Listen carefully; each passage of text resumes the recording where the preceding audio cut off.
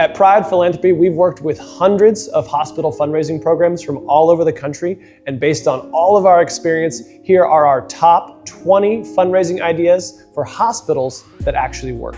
So in addition to one-off gifts, even if they're multi-year pledges, we want to build up a base of support of people who give monthly through their credit card deduct. Increasingly, this is a popular option for all nonprofits. As the giving generation of the boomers kind of shifts to the millennials, this is going to happen more and more over the 2020s, 2030s. As the millennial population grows in their wealth accumulation and inherits a lot of wealth, we'll be able to give more through that monthly mechanism. And giving online and giving through credit card deduct is just a very popular way that millennials tend to give, everybody in general. But this is a way that I like to give for the charities that I support. It's much easier for me to have a divided by 12 amount, every month an amount of money comes out and comes from my account to the charity and is spread over that entire year. So it's less about convincing people to give to you and more about making it very easy and frictionless to get that money in the door, and it gives you very reliable revenue. Not overly complicated to set up. Most online giving engines have some version of letting you select a monthly or one-time donation, but just making sure you have some recognition around it. You're listing those donors, you're sending them newsletter updates, you're getting behind the scenes stuff so that they feel like they're part of something, they're joining sort of a giving club. But we found that this would be very, very effective in capturing both the younger donor demographic and building some reliable fundraising revenue every single month. Number 2 is a grateful patient program. This is an ethical way to source additional donor prospects from people who received care from your organization and want to give back in some way. Say the frontline staff, the nurses and doctors and everybody who worked in them were particularly kind or caring or did a wonderful job, and they just want to say thank you and be involved. It's very easy and obvious for when they say, hey, y'all have been great. If I have the patient saying, y'all have been so wonderful, is there anything I can do? The caregiver's natural reaction is to be like, oh no, it's our job, which sounds kind on the surface, but is actually a little bit dismissive. And what they're wanting to really say is like, I had a great experience here. I had great care here. I would really like to be a part of this mission that y'all are also a part of. How can I get involved? How can I help? So we hopefully in this case train our frontline staff to have some level of understanding of those audio cues when a patient does say that, saying, great, let me connect you to our fundraising office, or let me connect you to our foundation team, and they can start that relationship. Sometimes it's about giving a gift right away, but most of the time it's just about collecting really awesome patient stories. You can form those relationships with donor prospects that eventually lead to a gift. But we know in fundraising, it's all about relationships, and that really makes a difference when they've had an experience and kind of believe in the mission from having experienced the mission firsthand. And those people can often, and in many cases do, become eventual donors. So we're just creating a pipeline here where we can bring those people along and have this additional prospect stream to ask for a gift eventually. Number 3 is employee giving. Most organizations have some version of this in place, but really to do this right, we need to have a very visible program that focuses on recognition. It's in many cases very challenging to convince people to give right back to their job, whether they believe in the mission or they don't. But if we can have this sort of team sense of camaraderie around the way that we build these employee programs. So maybe there's swag items like t-shirts or bags or little tumblers that say the name of the employee giving club on them that people can get when they donate per paycheck. And that's the other way that makes it really, really easy to bring these people along, is have it so they can give through payroll deduct, so that money comes out of their paycheck before they even see it. That way they set it and forget it. You can do something as little as like $2 per paycheck or $5 per paycheck, which is not very much in the grand scheme of things, but across the entire year results in hundreds. And if you get into like the $10 or $25 per paycheck, can even be up into the thousands of dollars sometimes. So it can be really, really strong revenue, but also I think even more importantly, sends a really powerful message to the community that like, hey, our employees gave this much back to the organization. Their endorsement of our fundraising projects is extremely important. And that checkbox of just having your employees give a good chunk of their salary and revenue as a whole back into the organization sends a message to your community donors that they should step up and give as well. Number 4, planned giving societies. Now, it's no secret that planned giving or giving through wills or an estate at someone's passing is the largest total chunk of fundraising. Like I think last year, the average a cash gift was like $600 or $800. The average planned gift was like $60,000. So we're talking about maybe 100 times larger. Those gifts will kind of happen naturally. You'll get the surprise call from a lawyer every so often that says, hey, so-and-so has just passed away, unfortunately, but they've left this amount or this percentage in their estate to the hospital foundation, which we never want to wish those gifts, but none of us are taking our money with us, so that's all got to go somewhere. And having a planned gift society is really about just drawing attention to the program. You don't have to do that much with planned gift marketing. You don't even have to do that much with planned gift solicitation. It can be a small part of your program, but you don't have to focus on it if you have a very visible legacy or heritage list saying, look, we accept estate gifts. Here is how we spend them. Here's our policy with this. Here are the different plan giving vehicles that we're allowed to accept. So just putting it as a visible part of your website and your materials and having that conversation occasionally will allow a huge amount of money to come in over a longer period of time. It's kind of the 401k or the retirement plan of fundraising. We just got to make sure we're checking that box to have a plan giving or a legacy society in place.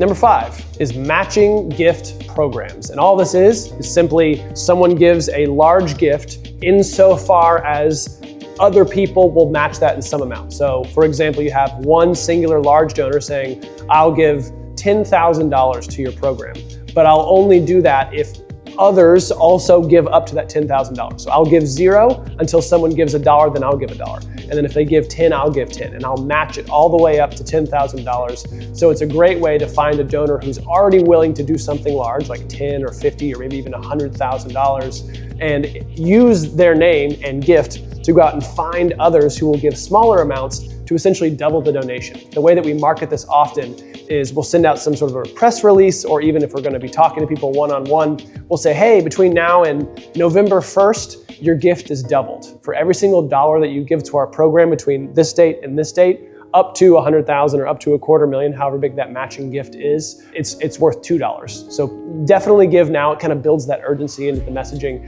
and it also allows the major donor to have a much bigger impact. Sometimes you can even get 2 or 3 people to go in on this together, but having a matching gift program is absolutely key if you want to get those big dollar donations. Number 6 is mission marketing partnerships. Now this is kind of a fun one if you have a local business that makes printed materials or signs or swag. An example that we had with one of our clients is there was a local branding company, and they had these little hand sanitizers, and you could print whatever you want on the outside of the hand sanitizer.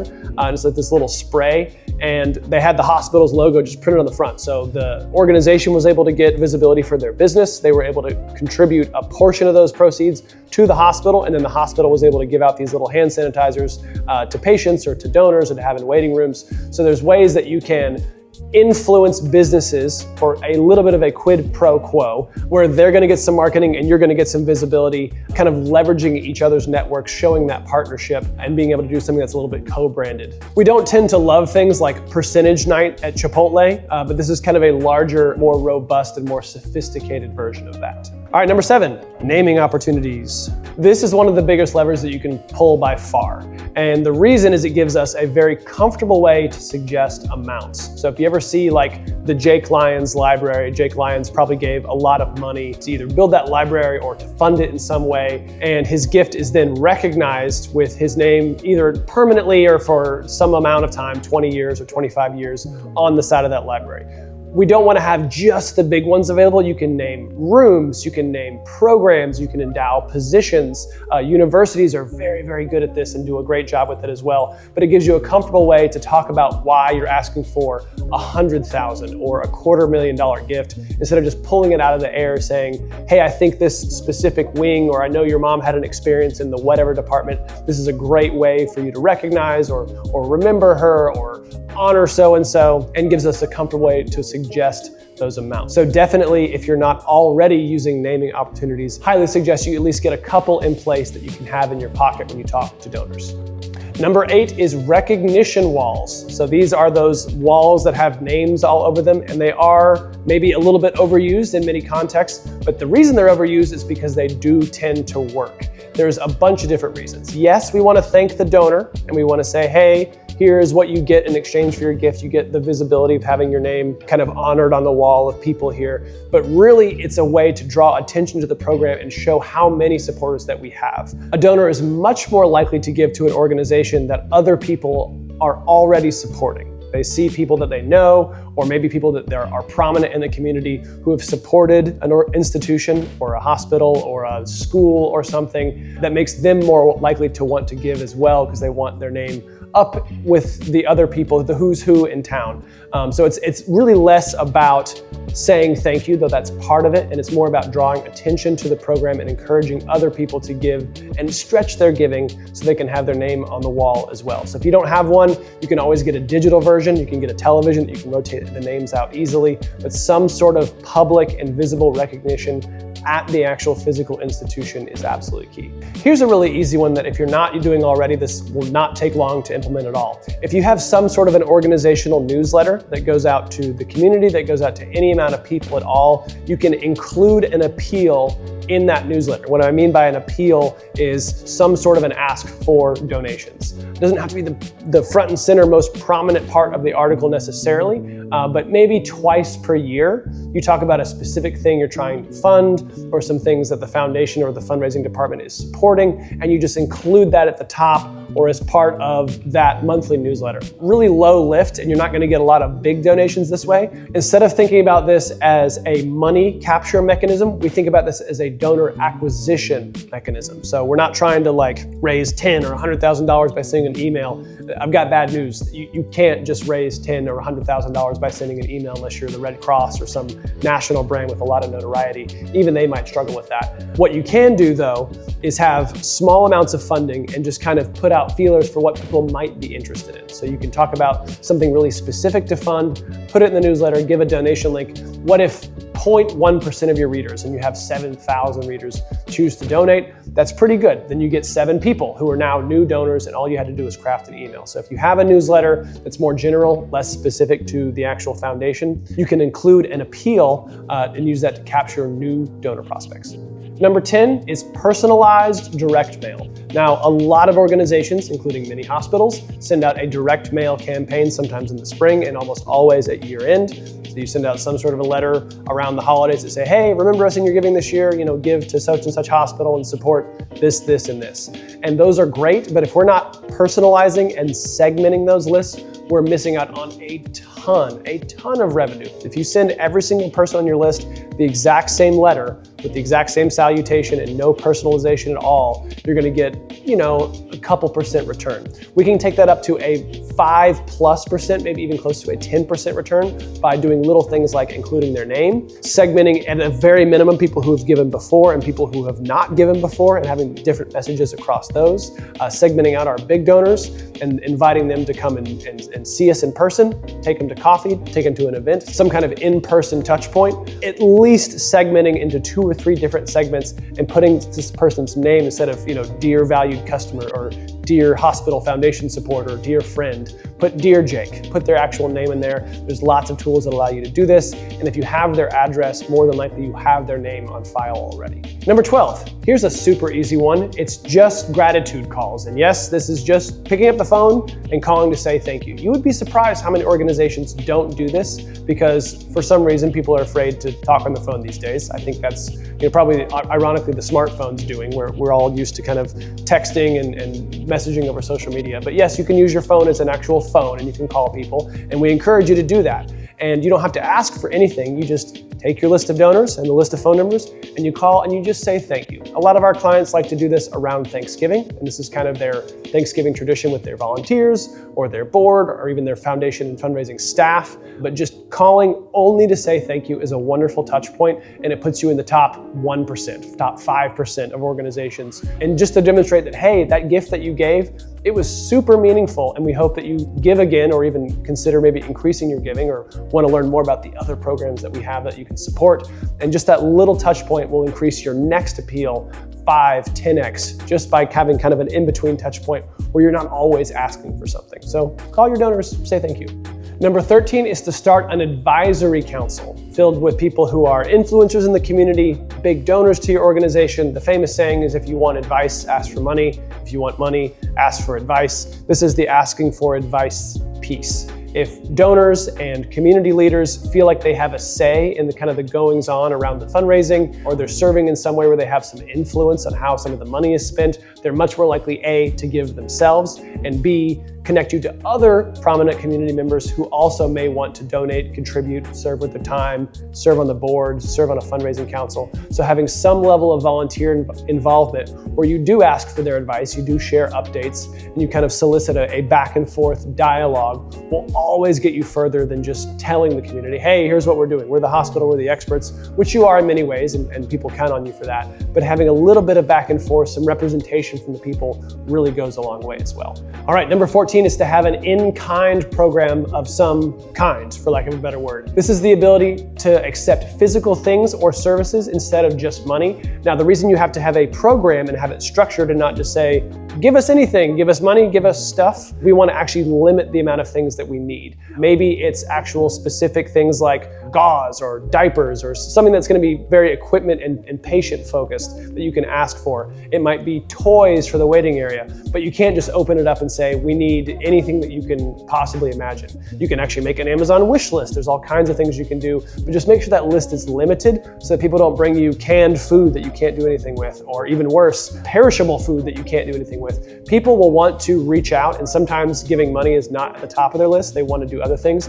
So if there are things that your organization has to purchase already, you can offer the option for the community to purchase that for you, which is basically the same thing as giving you the money, but they get to give the actual physical object. You can also do this with services like photography or cleaning services or anything that's actually outside of the medical piece that your hospital provides, just allowing people to get involved in ways that aren't just monetary or with their time. So just setting up a program and saying, hey, we do accept stuff.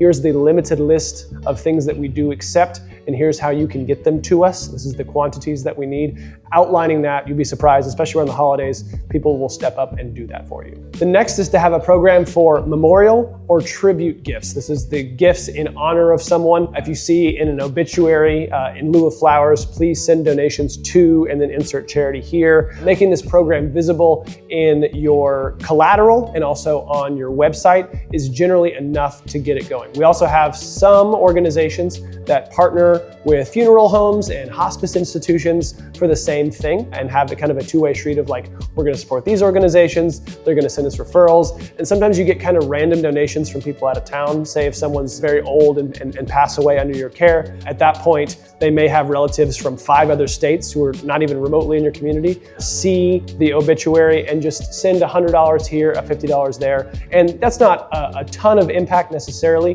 but just having it in place is pretty low friction. We're not actually having to solicit for these gifts. They just tend to come in and collect new people, new supporters. So really easy just to set it up and have it in place and have it generate both people and prospects and of course revenue for your organization as well.